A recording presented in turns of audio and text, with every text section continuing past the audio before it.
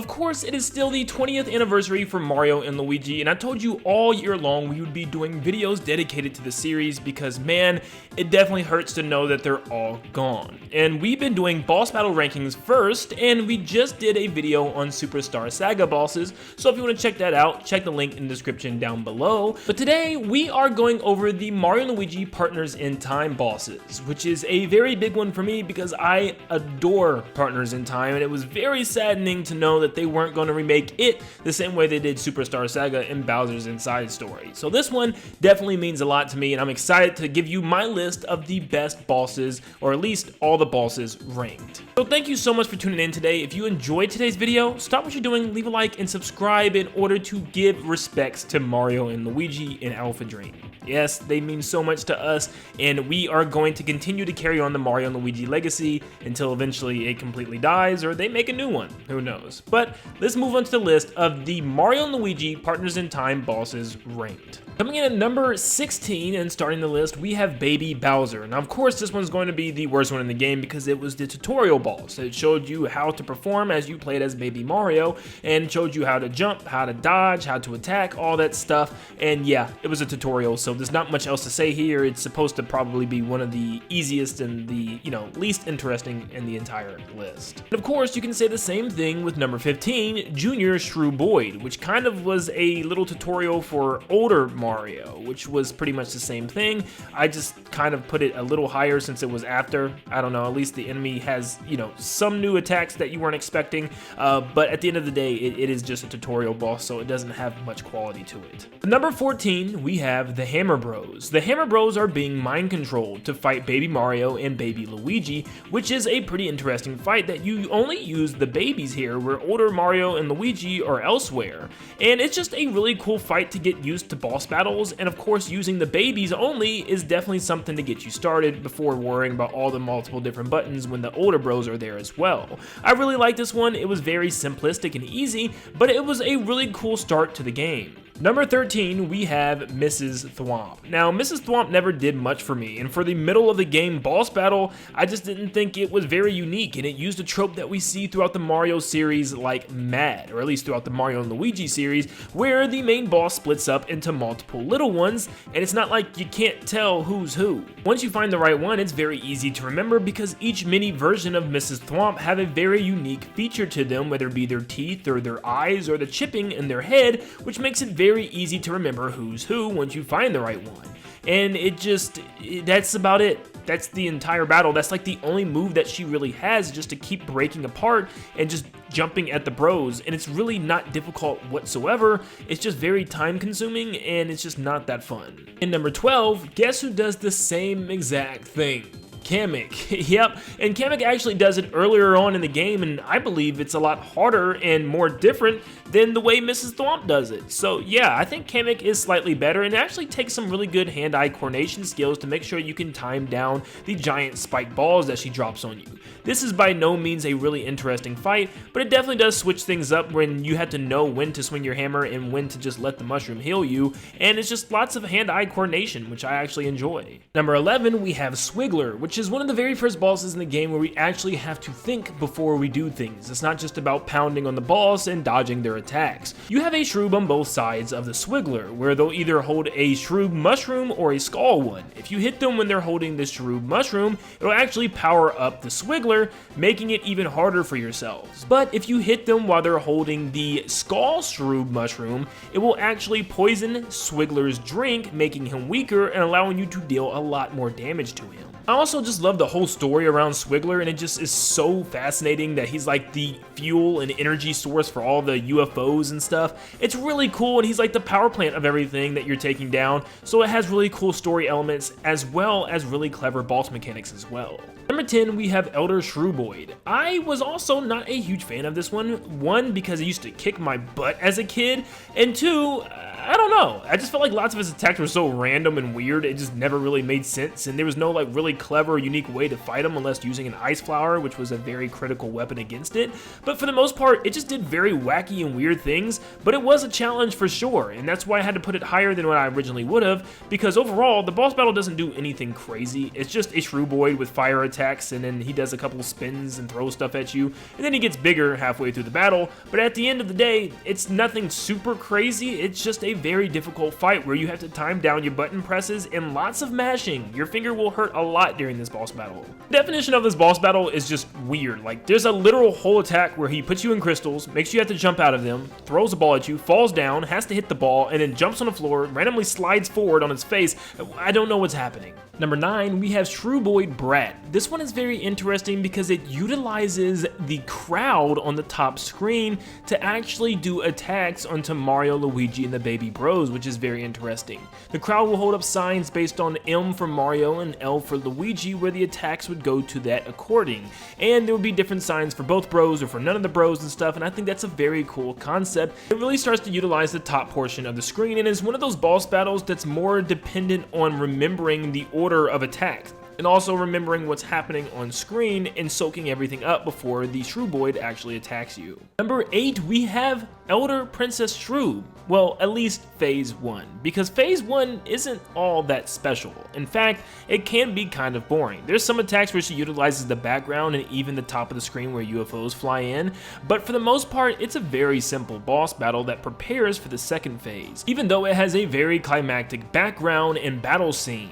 But also, there's a cool extra attack that Peach gives the bros where you get a star in order to shoot down the UFOs from above, which is pretty cool and causes you to have some really good aim though. But for the most part, it's a bunch of things that she throws at you and also lots of healing, so it's kind of just preparing you for the next big portion of the fight. But it's still a good one nevertheless. Number 7, I chose Shroozer because I think it's one of the most unique boss battles probably in the entire Mario and Luigi series. Now, of course, it would be lower if I thought it was better, but I just think it's super unique for what it is.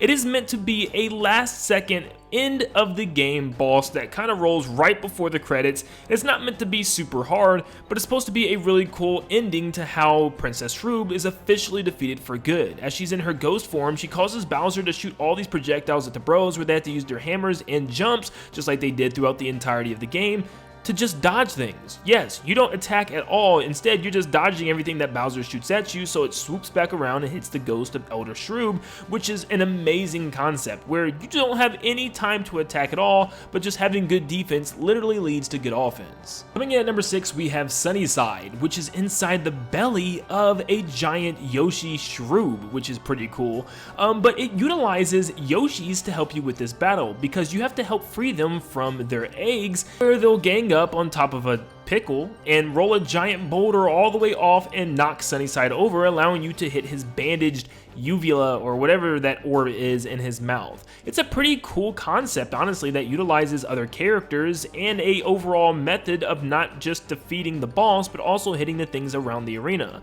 He'll also have a really cool amount of attacks that has you jumping over spots that open up on the floor, and also dodging his own version of the egg toss from Yoshi's Island. Number 5, we have Commander Shroob and the Shroob Bomb.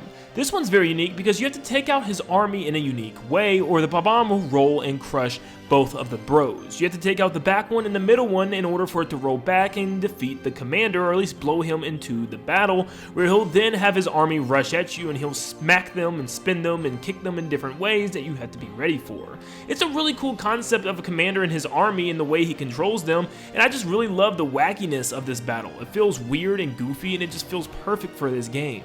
Coming in at number 4, we have Petey Piranha. I really like Petey Piranha in this game, and I feel like, yes, Petey Piranha appears almost too much now, like as a boss battle, especially in the Mario and Luigi games, but I really like this one because it utilized the top part of the screen a lot, which is really a very important thing for Mario and Luigi Partners in Time, as it was the first DS Mario and Luigi game, and it utilized the top by placing blocks up there that it would either swing from, or swing items from, or jump from, and you'd have to always look up. Not to mention, it would bury itself in the sand, changing form, making you have to use your hammers instead of just your jump attack, which is a really cool mix-up. I really just love this attack where he uses this baby piranha to dangle from its tongue and just kind of swing back and forth, and you have to use your hammer. It's so silly, but it's just a very satisfying attack to dodge. I don't know why, but I just love it. Number 3, I have Elder Princess Shroob Phase 2, where she turns into this giant monstrosity, and it's your job to take out her legs/feet and also her arm tentacles in order to reach the crown on top of her head, or to disable the crown to hit her head. It's actually a pretty good boss battle, and it's actually very entertaining, and it definitely feels like the end of the game where the sky turns colors and everything just seems gloomy, and the music is a perfect final touch on the boss battle. It's actually really good, but my problem with it and why it's not even higher is just because it didn't do anything super crazy in my opinion. It was just taking out its appendages and then eventually jumping on its head, and she had very few attacks. I feel like it was always the same 3 or 4 attacks where she tried to hit you with her tentacles or shoot UFOs down from the air, and that was about it.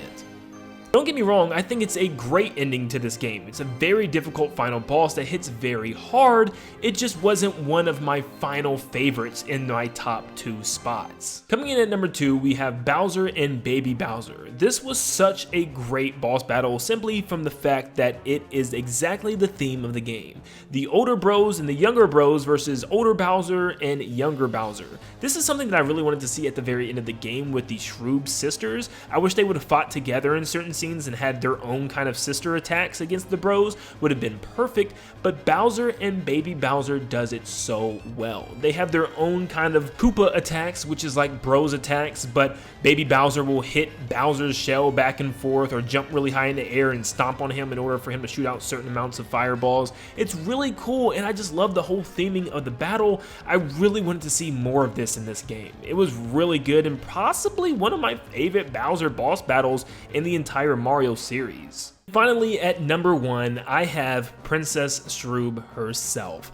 I loved this fight. It is very, very difficult, and it also has a really unique concept where she has this giant shield around her, and you have to keep breaking it down and watch it change colors as it gets weaker and weaker. And what I love about this is just the physical change that you get to see as it breaks down. You'll know when it gets weaker and weaker, and I love that fact that you have to break the shield before you can even start damaging her. And she can use this shield and it grow like giant legs from her chair, and she'll kind of go up and down real fast, and you have to time either when to jump or when to swing your hammer depending on her attack. And I love it. It has kind of a robotic alien feel to it, which they're supposed to have, and it's just the nature of the Shroobs because they're aliens. Then the battle itself has like a part 2 where the shields in the chair breaks down, and then it's just you 4 versus her, where she'll use tons of different magic, throwing projectiles at you for you to jump over, and switching back and forth between your jumps and your hammers in the middle of a single attack is kind of crazy, and it's something we don't see a lot of. Some of her attacks actually force you to get the dodge down, because even if you get hit, it won't end sometimes. You have to actually land on a projectile that she's throwing at you, or successfully dodge or hit back her projectile in order for the cycle to finally end. And it just can be very difficult, but it's also probably some of the more unique attacks out of any enemy or boss in this game. Those were all 16 of the Mario and Luigi boss battles ranked. Thank you guys so much for tuning in, and this was also my opinion on this list, so of course you definitely have the right to have a different opinion, but let me know if you would have changed anything with this list, and let me know what your favorite boss of Mario and Luigi Partners in Time was and why. Thank you so much for tuning in. If you enjoyed the video, make sure you leave a like and subscribe to stay up to date on all things Mario and Luigi and Nintendo in general. And like always, I'll see you on the next one. See you guys.